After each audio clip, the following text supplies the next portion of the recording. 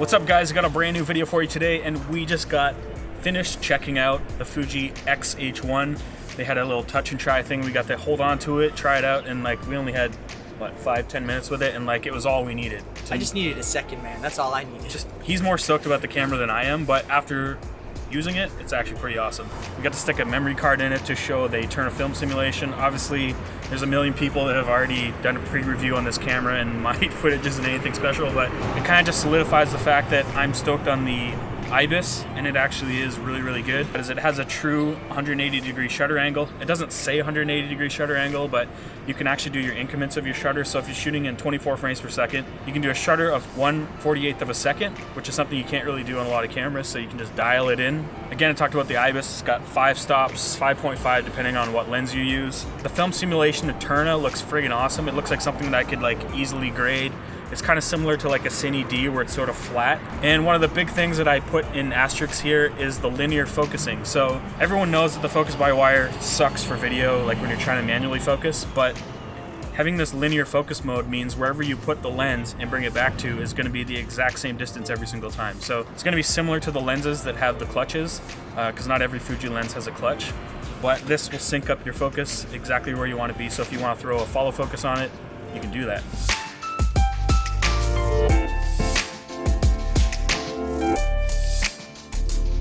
So another big thing is the internal F-log, which is something that the Fuji X-T2 doesn't have. And in some ways it's kind of good that the X-T2 doesn't have it because the bitrate isn't high enough anyway. So this camera has 200 megabits per second, which is what you need to have log footage, or even higher, to be able to grade and actually preserve all that detail. And those are just some of the things that I thought were pretty cool. The last thing is probably the custom autofocus settings, so sensitivity and speed in video. That was something I was asking for in the X-T2.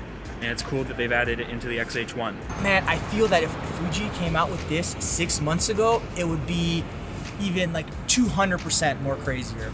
But just the time frame. It would have been bad time. Oh, no, I think it would have been way better just tech-wise, what's in the camera. But for me, every subtle change they made, every major change they made, like the camera is totally reworked. That I think that this camera is the camera for Fujifilm right now. Yeah, they definitely like reworked the camera, because it's hard when you're reading specs and people are like, oh, it's the same sensor, same ISO, all this stuff. But like when you actually hold the camera in your hands, it's a completely different camera. For me, one of the biggest things, or not the biggest things, but one thing that I really appreciated was the bigger grip. Because coming from a Canon line of cameras, from the T2i, T4i, 70D, I do miss the grip of the feel, the feel of the grip. And this one is spot on for me. I love the shutter, dude. That shutter, I didn't realize how silent it was. I'm on the fence. The shutter sound. Yeah, the sound is awesome, and I do love the feel of it, man, because it's quick and easy. And the fact that they've updated the back button focus, it's bigger, it's right in the right spot for your thumb. Because I never used to do back button focusing before until I got my 70D, and then I started using it and I started loving it. So the Fuji had it was a little awkward, the button was flat, but this one is protruding out. It's right at the right position, at least for my hands. Yeah, I love the hell out of it. Yeah, man. It's definitely more like a professional body. Yeah, like, definitely feels like nicer. I can find myself walking into a shoot now and not like feel kind of weird with the tiny little camera. Yeah, I don't know. I know a lot of people are mad because it is bigger, but at the same time, there's a million options you can choose that are smaller. These are made in Japan, not in China. There's some talk out there that these are made in in China. No. These are made in Japan. You mean it says it on the serial number plate, so you should see it there. It's like a modern, classic design that I feel like it still retains that old sense of like Fujifilm, but they're sprinkling elements of like up-to-date sort of technology. The next thing that was confirmed, or what was confirmed that we just found out now, is you're a fool if you don't buy the X-H1 with the battery grip, because it comes with the extra batteries for the battery grip already. If you don't, and you just decide to buy the camera standalone and then decide, you know what, I should get the battery grip, you're going to be paying, $450 Canadian for the battery grip, and then $100 each Canadian for the batteries. So you're basically saving, I think it was like $200 and something dollars. Well, it's the price of 2 batteries.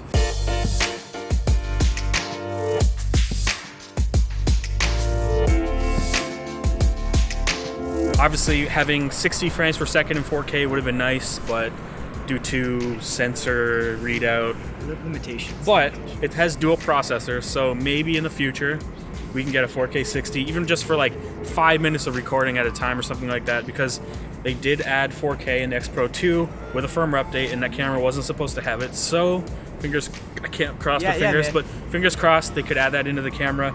There's still a lot of video functions that this camera doesn't have, and they'll probably add them if people start complaining or asking for them. Fuji's really good with the firmware updates, so man, surprise and delight, man. Who knows where this camera will be in a year. But yeah, if you like this video, give it a thumbs up. If you dislike this video, give it thumbs down twice. I'll see you in the next one. Do you want me to put my thumbs up? Because it'll be 2 times, right? Yeah, twice. Yeah, okay. Three thumbs down to make it a thumbs down. No, yeah. So you got another hand, but it's got a camera. No, I'm just saying you put yours down and I'll put mine down. So. Whatever.